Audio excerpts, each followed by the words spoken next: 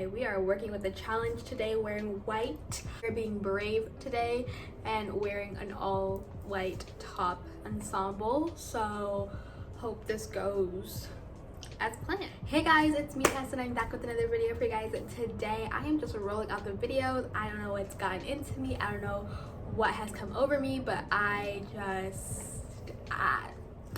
feel like yeah. So today I am going to be filming a June TBR, August TBR. Let's get right on into this video. Okay, so the first book I'm going to be talking about is The 7 Freaking Husbands of Evelyn Hugo. I started this yesterday. The reason I didn't get too far into it is because it was just way too hot outside. Wasn't feeling really good, so I just stopped. But it was really interesting thus far how much I read. So if you guys don't know what The 7 Husbands of Evelyn Hugo is about, have you been living under a rock? If you have, that's okay. This book is basically about it's a fictional book by Taylor Jenkins Reid. This is my first book from her, and it's just basically about this iconic Hollywood celebrity, Evelyn Hugo, who's lived this really big, extravagant, luxurious lifestyle as a Hollywood actor. But she has had 7 different husbands, and basically she hires this writer who really isn't known. She's not a published writer. She works for an agency and she's just not doing too good in her field, and she just gets really shocked that Evelyn Hugo wants her to interview her. She's like, why does this celebrity even know me? Like, how does she even know who I am? And why does she want me to be the person taking on this big task? And basically, I don't know, I haven't read far enough to realize what has happened yet, but she basically is there at first to do an interview because Evelyn Hugo has sold some of her dresses to this charity. So she's just doing an interview. She thinks she's just doing a regular interview about why she did it and stuff like that. But Evelyn Hugo wants her to write her biography. And then she wants her to produce a biography when she's dead. Mind you, Evelyn Hugo at this time is 72. But Evelyn Hugo has lived the quintessential Hollywood lifestyle. She has so many scandals. She has so many ups, so many downs. She's had 7 different husbands. And the question the world wants to know is, who was her favorite husband? And it just sounds so interesting to me so far. It's really good.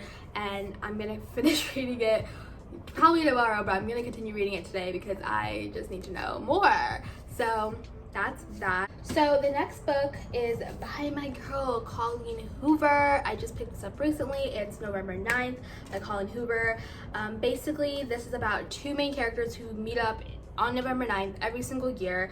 They are kind of in a romantic relationship, kind of not, and you're basically trying to realize you get to find out why November 9th is such a prevalent date and why it's so important to both of the characters. That there becomes a bit of mistrust between the 2 characters, Fallon and Ben. They're the 2 characters, and you kind of get to see the relationship kind of crumble because there's a bit of mistrust and some lying going on in here. And in Colleen Hoover fashion, there is going to be a twist in here that I'm not ready to go. But I did hear that this book has some characters related to Ugly Love, was it? Yeah, Ugly Love. Some characters from that appear in this, so I'm excited to see how that correlates. It seems like a really easy read. I know I can finish this in one day. Verity. So this is Colleen Hoover's one and only thriller mystery. I think, don't quote me, I think this is her only thriller book, but from what I've heard, this is a disturbing one. This right here, I'm maybe I should save this for October, November season. Oh, I should save this for November and read it on November 9th. We'll see. I'll save both of these books until the end of this month and see if I have time to finish one of the other, but I think I kind of want to save both of these for the fall time because I feel like November 9th, reading on November 9th, kind of fun, kind of interesting. Maybe I'll make a reading vlog out of it. I don't know. This is a mystery thriller and it's very disturbing. I'll read the back because I don't really know that much about it. But it says, Lauren Ashley is a struggling writer on the brink of financial ruin when she accepts the job offer of a lifetime. Jeremy Crawford, husband of best-selling author Verity Crawford, has hired Lowen to complete the remaining books in a successful series his injured wife is unable to finish. Lowen arrives at the Crawford home, ready to sort through the years of Verity's notes and outlines, hoping to find enough material to get her started. What Lowen doesn't expect to uncover is a chaotic office is an unfinished autobiography Verity never intended for anyone to read. Page after page of bone-chilling admissions, including Verity's recollection of the night their family was forever altered. Lowen decides to keep the manuscript hidden from Jeremy, knowing its contents would devastate the already grieving father. But as Lowen's feelings for Jeremy begin to intensify, she recognizes all the ways she could benefit if he were to read his wife's words. After all, no matter how devoted Jeremy is to his injured wife, a truth this horrifying would make it impossible for him to continue to love her. A standalone romantic thriller from #1 New York Times bestselling author Colleen Hoover. So it kind of seems like there's gonna be some secrets. I love a good family secrets, but I don't think I'm prepared for what is gonna happen in this book. The cover is really pretty though. I love the matte finish, although I know like the fingerprints on those. Yeah, but Song of Achilles. Achilles, girl. Oh my god. So let me just say this real quick. I'm not one that's a big fan of Greek mythology in that way, but from the reviews of this book, a lot of people have been telling that it's a really good way, like a rewrite of the Greek gods, and it just follows Achilles and Patroclus. So I'll read the back for you. Achilles, the best of all Greeks, son of cruel sea goddess Thetis and the legendary king Pelus.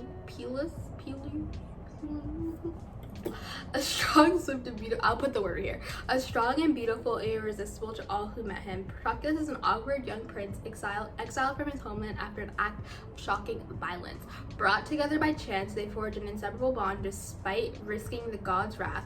They are trained by the center of Chiron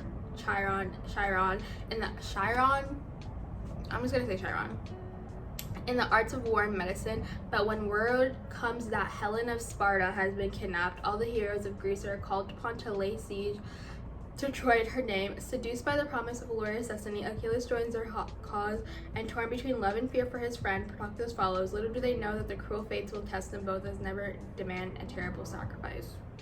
So this has romance in it. It has like forbidden romance in it. It has war, death, a lot of different things going on in here, but I know a lot of people say it will make you cry, and you guys know I love to put myself in situations where my tear ducts will just, you know. So excited for this. I actually got this at half price books for like I think like $10, and it's in perfect condition. So guys, check your local booksellers, local thrift booksellers, because no need to be buying books on full price. Just gonna say that. But yeah, I'm really excited to read this, even though I heard the beginning is kind of like so I'm gonna have to be in a mood where I'm just gonna have to like start my day with this and finish it in one day, hopefully, because it only has about 400 something pages in it. I know, like 300 something pages in it, so hopefully I can finish this in one day as well. But yeah, the Midnight Library. Funny story about this, I actually saw this at Barnes & Noble's and I read the back. Like I literally read the back of it and I put it down because I'm like, this is not interesting at all. But then I went to Goodreads, and everyone that was describing it, also on BookTube, the way they were describing what the story was about, I was like, wait, why didn't I buy it when I saw it? So basically this is about a girl, this is not a spoiler because it's written in here, but a girl who commits suicide. So if suicide is in this, so trigger warning, she dies, and she basically comes into this world of the Midnight Library, and in this library are different ways her life could have gone if she stayed alive. So she's basically exploring all these different like paths and avenues of what her life could have been, and it just sounds really interesting. I love the cover. Like this cover is so cute. obsessed with it, and it seems like a fairly easy read. Has under 300 pages, so another book I can read in one day. From the reviews, everyone says most people love it, so I'm excited to get into it. I've never read anything from this author. His name is Matt Haig. So is Malibu Rising by Taylor Jenkins Reid. This is a month for Taylor Jenkins Reid and Colin Hoover. What can I say? What can I say? They're just amazing writers apparently, and I'm fixated. So I heard this is a really good beach read. So I got this in the book of the month, and basically this book is basically like a family, and you get to see all their secrets. You get to go in depth of all their deep dark secrets that they never wanted to come out. So it has to do with spilling all the tea, family secrets, family dramas, family lies. I love it. I love the messiness. I'm here for the messiness. So I'll read you the description. It's kind of long. Malibu, August 1983, is the day of Nina Riva's annual end of summer party is a fever pitch. Everyone wants to be around the famous Rivas. Nina, the talented surfer and supermodel, brothers Jay and Hud, one championship surfer, their other renowned photographer, and their adored baby sister Kit. Together, the siblings are a source of fascination in Malibu and the world over, especially as of offspring of legendary singer Mick Riva. The only person. Wait. He's in the same Mick Riva. He's in the same book as The Seven Houses Available on Hugo. Wait, I think this is kind of like is this gonna talk about The Seven Husbands of Evelyn Hugo? I have to look at that. I'll look at that. Anyways, the only person not looking forward to the party of the year is Nina herself, who never ever went into the center of attention and who has just been very publicly abandoned by her pro tennis player husband. Oh, and maybe Hud, because it has long past time for him to confess something to the brother from whom he's been inseparable since birth. Jay, on the other hand, is counting the minutes until nightfall when the girl he can't stop thinking about promised she'll be there. And Kit has a couple secrets of her own, including guests she invited without consulting anyone. By midnight, the party will be completely out of control. By morning, the River Mansion will have gone up in flames. But before that, first spark in early hours, before dawn, the alcohol will flow, the music will play, and the love and secrets that shaped this family generations will all come rising to surface. Malibu Rising is a story about one unforgettable night in the life of family, the night they have to choose what they will keep from people who made them and what they will leave behind. So very interesting. I'm obsessed with the cover, of course. Very much summer vibes. So yeah, those are all of the books that I intend to read for the lovely month of August. Let's see how far I actually get in them, because this month is actually gonna be so busy for me. So I'm hoping I can find time and space to read all these amazing books, because you guys know I am here for all of it. So thank you guys so much for watching this video, and I'll see you guys in the next one. Bye guys.